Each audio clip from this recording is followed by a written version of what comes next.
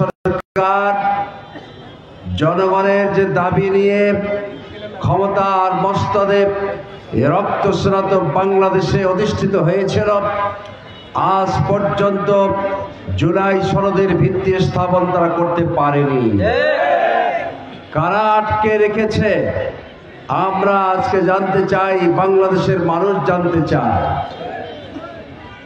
বেশিরভাগ দলগুলো পিআর পদ্ধতিতে ইলেকশনের মাধ্যমে দেশে গণতান্ত্রিক সুষ্ঠু ধারা ফিরিয়ে আনতে চায়, কিন্তু যারা শর্তান্বেষী মহল তারাই এই পিআর পদ্ধতির বিরোধিতা করছে।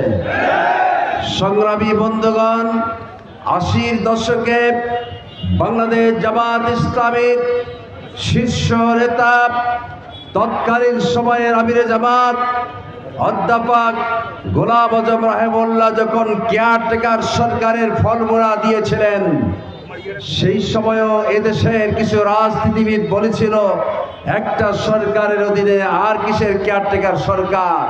শেষ পর্যন্ত কেয়ারটেকার সরকারের বিল বাংলাদেশে পাশ করতে হয়েছে।